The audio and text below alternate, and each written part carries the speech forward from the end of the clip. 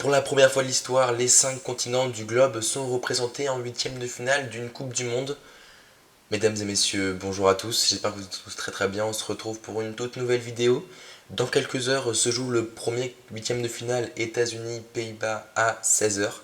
Il est donc temps de faire ses pronostics et d'avant donc de partir vers cette nouvelle compétition finalement, parce que c'est un petit peu ça, où tout est possible clairement. Et donc je vais vous faire aujourd'hui mes pronostics pour cette nouvelle compétition qui commence dès maintenant. Écoutez, sans plus tarder, on va partir sur un alléchant Pays-Bas-États-Unis. Les Pays-Bas qui se sont qualifiés premiers sans trop briller finalement, hein, avec des, des prestations en demi-teinte, on va dire, notamment face à l'Équateur. Contre le Qatar, ils n'ont pas non plus été étincelants, ils ont juste confirmé.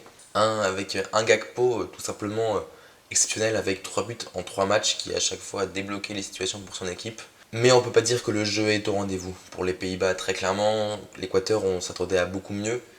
Même si Memphis est rentré, parce que Memphis s'était blessé un petit peu avant la Coupe du Monde, même si Memphis est rentré, il décroche un peu plus ce que ne faisait pas Bergwijn ou encore Jensen. Ça allait un petit peu mieux, mais il manque encore de vie, on va dire, dans ce groupe, j'ai l'impression. Même si voilà, leur efficacité, ils ont tiré très peu de fois au but, hein, je crois 19 fois seulement au but. Mais c'est 8 cadrés et donc 5 buts au total. C'est quand même d'une grosse efficacité. Et je pense que maintenant, ils ont quand même retenu la leçon des phases de poule pour vraiment commencer à recommencer, on va dire, à zéro et être vraiment efficace et être vraiment les Pays-Bas qu'on peut avoir parce que leur position elle est exceptionnelle. On a du Memphis, on a du De Jong, du Van Dijk, De Ligt est sur le banc, certes, mais Timber, qui n'a pas montré non plus beaucoup de sérénité en défense, reste quand même bien présent, même dans cette défense à 3. Daley Blind fait un très bon job à gauche et Noppert, le gardien, pareil, a sauvé plus d'une fois les Oranges. Voilà, c'est tout pour le petit tour hein, qu'on pouvait faire sur les Pays-Bas. Donc voilà, retrouver du jeu et l'efficacité viendra avec. En phase 2, il va y avoir une équipe assez surprenante qu'on ne voyait peut-être pas en quart de finale, en huitième de finale, excusez-moi finalement. Les États-Unis de McKinney, qualifiés, on va dire, pas avec de la chance, mais c'est pas non plus un parcours de grands champions, hein, avec seulement une petite victoire, un nul et une défaite. Euh, Même s'ils ont quand même montré du beau jeu et ils ont une colonne vertébrale très solide, avec, comme vous le voyez à l'écran, McKennie, on a du Dest, même Matt Turner le gardien, mais surtout en attaque avec Pulisic et Timothy Weah, le joueur de Lille. Donc ça reste quand même une formation assez solide qu'on devrait avoir en face, même si elle reste quand même assez jeune, cette formation, on va pas se mentir, c'est la génération qui sera là pour 2026, puisque je vous rappelle que le 2026, en partie la Coupe du Monde aura lieu en partie donc aux États-Unis. C'est pour ça donc que maintenant vous allez voir mon prono. Ça peut surprendre, mais je vois un 3-1 pour les Pays-Bas. Parce que voilà, pour moi, les Pays-Bas ont eu le temps de revoir ce qui n'allait pas en phase de poule. Et pour moi, là, ils vont retrouver leur efficacité, ils vont retrouver leur jeu sous l'impulsion d'Anthony Gakpo, d'un sous l'impulsion d'un Gakpo, d'un Memphis, des milieux qui De Jong qui, à part quelques petites erreurs à droite à gauche, fait globalement un très bon début de mondial. Il a marqué, il a été très décisif d'ailleurs pour Gakpo sur le deuxième but face au Qatar, ou face au Sénégal, pardon, si je dis pas de bêtises. Donc voilà, pour moi, les Pays-Bas vont se qualifier en quart de finale, mais du coup, pour rencontrer qui entre l'Australie et l'Argentine. L'Argentine de Messi, très clairement. Messi, buteur pareil à chaque match, ou presque, non, pardon, il a pas à chaque match, mais à 2 matchs sur 3. Même si leur faux. Mais je pense que le faux pas de l'Arabie Saoudite a été un mal pour un bien, finalement. Parce qu'ils se sont rendus compte que bah, ils n'étaient pas invincibles non plus, comme depuis 36 matchs, ils l'étaient. Euh, voilà, la série s'est arrêtée face à une Arabie Saoudite très conquérante quand même, qui en voulait et ils sont tombés voilà, sur une nation tout simplement qui n'avait rien à perdre et c'est les plus dangereuses en Coupe du Monde souvent. Mais ils ont su réagir quand même après avec 2-0 consécutifs face au Mexique puis face à la Pologne. On y reviendra sur la Pologne, mais voilà, c'est pour moi l'Argentine doit également retrouver son jeu et elle est également portée par la jeunesse à l'image de Julian Alvarez, je vais y arriver, ou d'Enzo Fernandez, buteur d'ailleurs lors du dernier match face à la Pologne. Clairement, ils peuvent aussi compter là-dessus sur un petit peu je peux dire une insouciance, mais voilà, l'inexpérience, ils n'ont pas forcément la pression du résultat qu'a forcément un Messi, un De Paul, je prends, voilà, face à ouais, un Lisandro Martinez, Lisandro, n'importe quoi, un Lautaro Martinez, pardon, qui est là depuis un petit bout de temps maintenant. Mais voilà, et encore, ils n'ont pas eu beaucoup de chance contre l'Arabie Saoudite, puisqu'il y a peut-être un hors-jeu qui ne doit pas être sifflé sur un but de Martinez. Donc voilà, mais pour moi, elle est complète. Et puis il a fait tourner en poule, donc est-ce qu'il maintenant il a plus de certitude ou est-ce que ça montrait justement les incertitudes qu'il avait? Ça on le saura pareil qu'en huitième de finale ce soir. Face à donc une Australie assez surprenante qu'on n'a pas beaucoup entendu à l'image un petit peu de la Corée du Sud qui a fait son petit bonhomme de chemin et pour au final s'imposer face aux Danois, très décevant ces Danois d'ailleurs, face aux Danois 1-0 sur un but de Lecky si je dis pas de bêtises, et donc qui valide son billet pour les huitièmes de finale avec 4 points. Maintenant, ils ont peut-être montré leur limite face à la France où ils se sont écroulés assez vite. Enfin, ils ont montré, je pense, leur point fort et leur limite. Leur point fort, c'est de commencer assez fort, justement, et de bousculer l'adversaire. Enfin, ce sera un petit peu le même match, je pense, que contre l'équipe de France, cette Australie-Argentine. Parce que voilà, ils vont essayer de les surprendre, c'est le mieux à faire. Ou soit vraiment d'être très bas et de tenir le score, mais ils ont peut-être pas les qualités défensives pour, à l'image des 4 qu'ils ont pris contre l'équipe de France. Donc, donc voilà, cette équipe d'Australie qui peut quand même être surprenante, et c'est pour ça que je n'ai pas mis l'Australie d'ailleurs gagnante, mais Argentine propre, efficace, 2-0. Voilà. Et pour moi, l'Argentine se qualifiera, ce qui nous fera un petit Pays-Bas-Argentine très sympa à faire en quart de finale du coup. Voilà. On va passer donc derrière au deuxième quart de finale potentiel qui se joue donc entre 4 équipes. Du coup, ce sera un Pologne-France et un Sénégal-Angleterre. Pologne-France, on va commencer par la Pologne. Ça n'a pas été le jeu le plus beau de l'histoire, hein, voir jouer la Pologne. Même pas du tout d'ailleurs.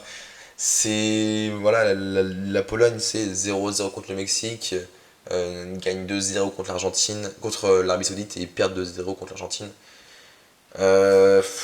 Ouais, c'est pas malheureusement c'est pas beau à voir la Pologne, on va pas se mentir.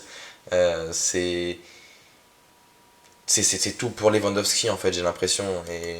Et encore contre là, ils ont la chance de gagner contre l'Arabie Saoudite. Parce que l'Arabie Saoudite avait réussi à créer du jeu. Et comparé, voilà. Et vraiment, c'est ça, c'est sur une erreur que Lewandowski marque le deuxième but. Et encore là, ils étaient sous pression, les Polonais. Pareil contre l'Argentine, c'est Szczęsny qui sort la majorité des parades. Voilà, fin, ils se font souvent sauvés par Szczęsny. Et donc attention si ça va au tir au but contre l'équipe de France. Parce que ça va être ça. Hein. Je pense que là, pour le coup, eux ont les atouts pour être vraiment très très très défensifs comme ils l'ont montré. Donc attention, vraiment attention à ça. Ça me fait un peu peur. Voilà. Et en face, on a une équipe de France. Un groupe très efficace avec des individualités qui s'entendent vraiment très bien. J'ai hâte de voir comment on va aborder ça, sachant qu'on a quand même l'expérience de 2018, de 2014 pour certains même, de 2010 même pour un joueur comme Hugo Lloris, capitaine, qui devrait d'ailleurs égaler Lilian Thuram en nombre de sélections. Donc voilà, maintenant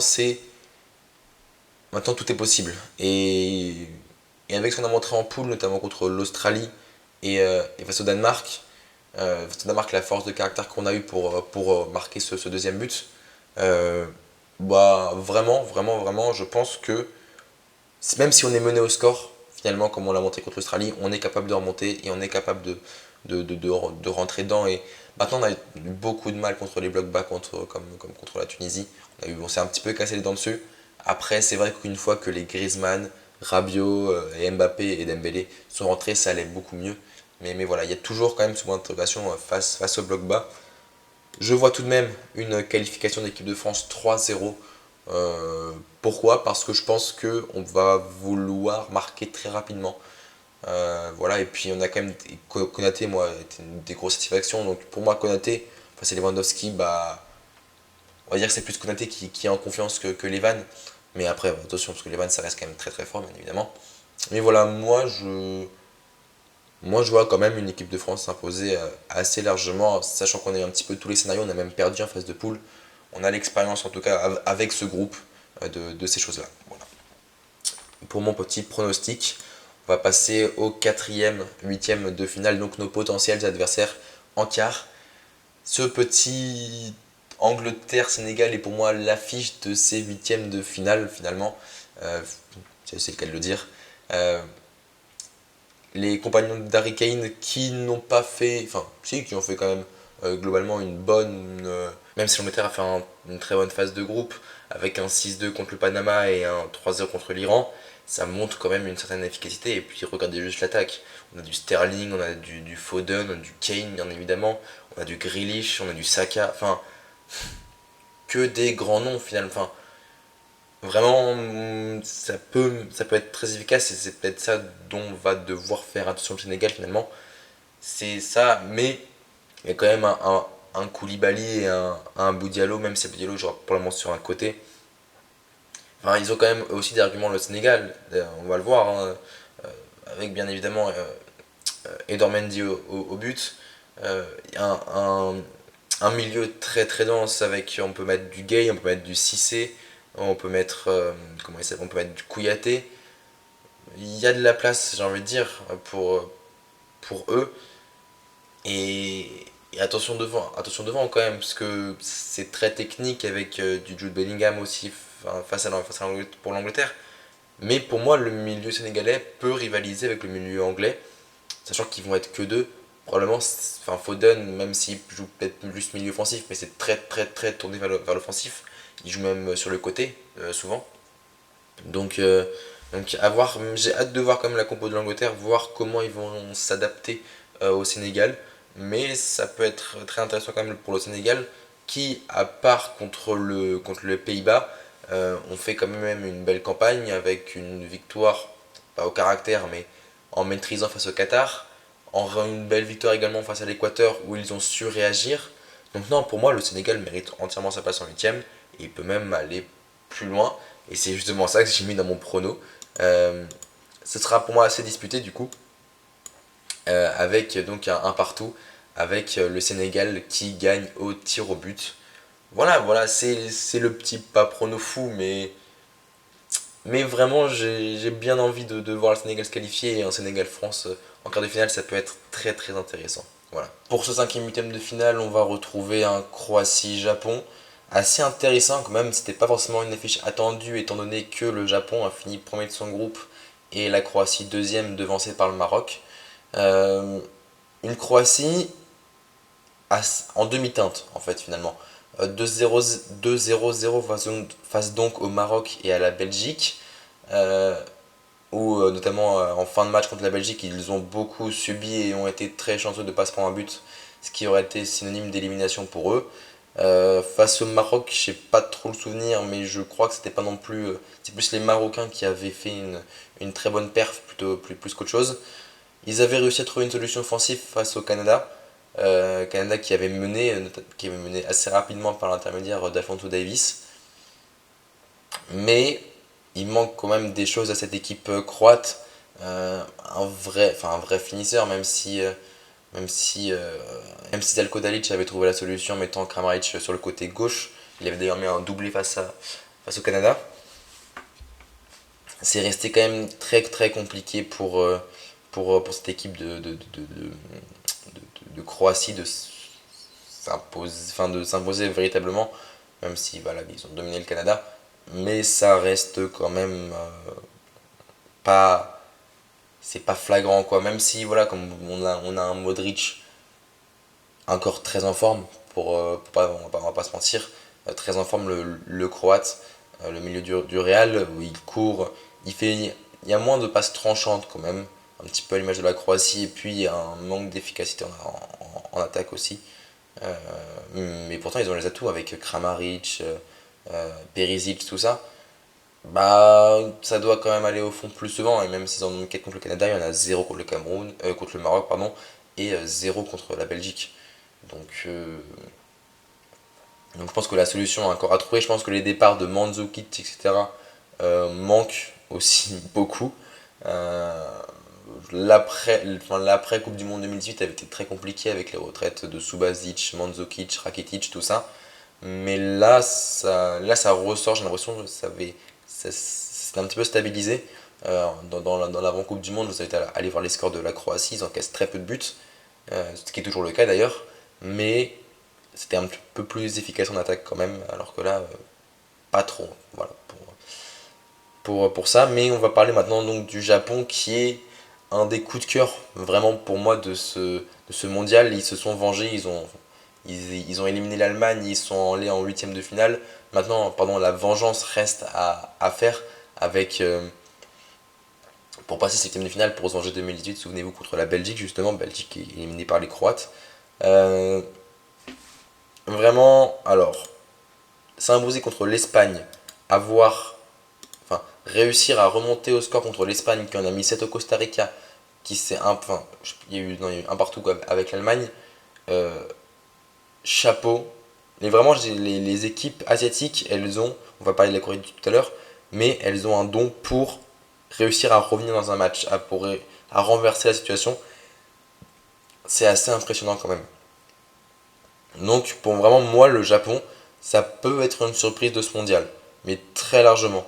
Et l'objectif de l'entraîneur des quarts de finale, là, il est vraiment largement atteignable. Le Japon est à la portée la Croatie pardon, est à la portée du Japon très largement. Voilà, et puis devant avec Ito, avec Kamada, avec même Minamino. euh, c'est beau, c'est magnifique à voir quoi. Même s'ils ont fait un faux pas contre le Costa Rica, bah c'est des choses qui arrivent, mais ils ont quand même gagné contre l'Allemagne et contre l'Espagne. Enfin, ça on n'en parle pas assez quand même.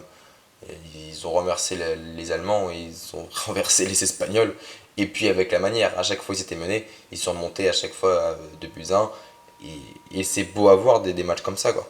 Donc, euh, donc à voir, mais j'ai hâte quand même de voir cette rencontre pour voir comment les Japonais vont jouer. On va dire que c'est un niveau entre le Costa Rica et l'Allemagne. Ils n'ont pas encore joué, une croix, un, à un niveau, une équipe de niveau comme la Croatie. Donc ils vont pas être dominés, ils ne seront probablement pas dominants. À voir quand même ça va donner. Donc je pense que ça peut être très très équilibré entre les deux équipes. Mais personnellement, je vois quand même le Japon se qualifier de but à zéro. L'attaque de la Croatie n'ayant pas montré beaucoup de choses, à part contre le Canada, où ça restait quand même avec une défense très faible. Là, il y a quand même des arguments de l'autre côté. Et non, j'ai envie de voir le Japon en quart aussi. Voilà, j'ai envie de voir le Japon en quart. Contre qui du coup? Bah contre soit la Corée du Sud, soit le Brésil. Ça va être pas la question, mais c'est ce qu'on va voir. Face à qui? Bah face soit à la Corée du Sud, soit face au Brésil. La Corée du Sud, Doug Minson qui a fait le miracle de se qualifier hier pour les huitièmes de finale en battant le Portugal 2 buts à 1, de but, de buts à 1, pardon, je vais arriver. Avec, encore une fois, une remontée, hein, parce que le Portugal ouvre le score par l'intermédiaire d'Horta en première période. Et derrière, ces deux actions coréennes bien menées, on va dire, même si le point est un petit peu chanceux, parce que ça rebondit sur le dos de Ronaldo. Mais elle était là, quoi. Enfin, la Corée était présente. Et ils ont eu des occasions, ils n'ont pas baissé la tête. Et c'est ce qui est très beau à voir dans cette compétition. Maintenant, ils peuvent pas non plus être tout le temps. Voilà, ils peuvent pas non plus être tout le temps miraculés, on va dire comme ça. Même, enfin, ils arrivent bien, ils ont un gros mental, hein, comme je dis, même contre le Ghana, où ils remontent à 2-2 avec Cho en l'espace de 6 minutes, je crois. Et au premier match, ils font 0-0 contre l'Uruguay. Donc c'est que c'est quand même assez solide, on va dire. Et, euh, et non, vraiment, moi, la Corée du Sud peut faire la surprise contre le Brésil, même si le Brésil, bah, quand ils se mettent à jouer, c'est injouable. Quand le Brésil joue, c'est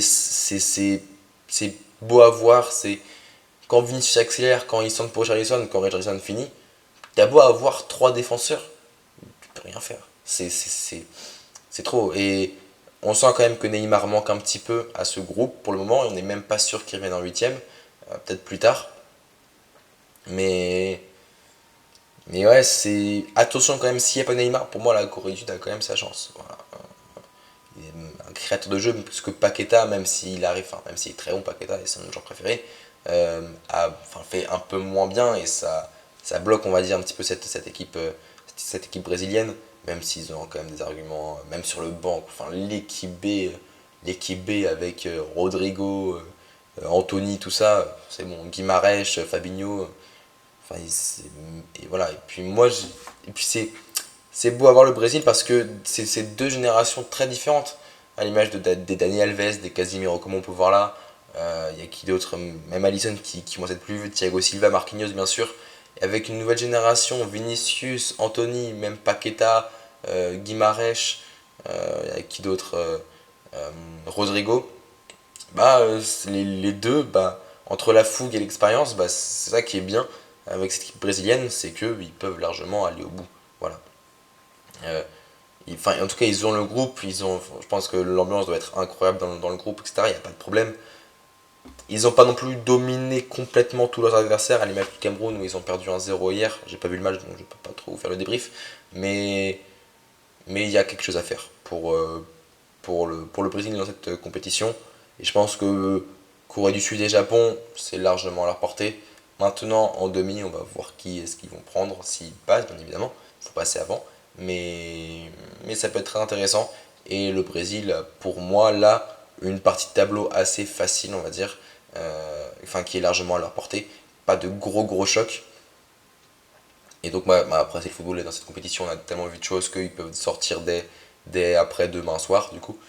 Mais voilà. Enfin, quand ils veulent jouer, c'est un régal, et ils sont touchables. Voilà, c'est ça surtout que je voulais dire.